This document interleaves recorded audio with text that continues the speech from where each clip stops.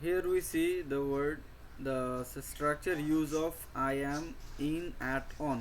মানে হচ্ছে আমি কোনো জায়গায় আছি সেটা ক্ষেত্রে বোঝানোর ক্ষেত্রে আমরা ইন, অ্যাট, অন ব্যবহার করে থাকি।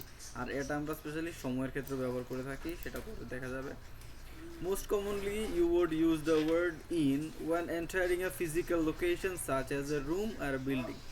সাধারণত আমরা ইন শব্দটা ব্যবহার করে থাকি কোনো ফিজিক্যাল লোকেশনের ক্ষেত্রে, যেটা বাস্তবিক কোনো কী বলে লোকেশনে আছে সেটা বোঝানোর ক্ষেত্রে আমরা ইন ব্যবহার করে থাকি। যেমন কোনো একটা রুমে কিংবা কোনো একটা বিল্ডিংয়ে, সেটা বোঝানোর ক্ষেত্রে আমরা ইন ব্যবহার করি। Here are some examples: in the shower, in the lobby, in a car, in a house, in a school.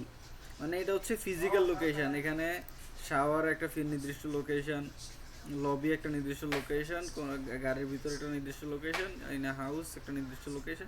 মানে এমন একটা লোকেশন যেখানে বাস্তবতা আছে। Okay, fine. Using the word at helps to tell someone where are you currently are. Currently মানে হচ্ছে বর্তমানে। At ব্যবহার করা হয় আমরা সেটা বোঝাতে যেখানে আমরা বর্তমানে আছি। The difference between at and in that physical location is general.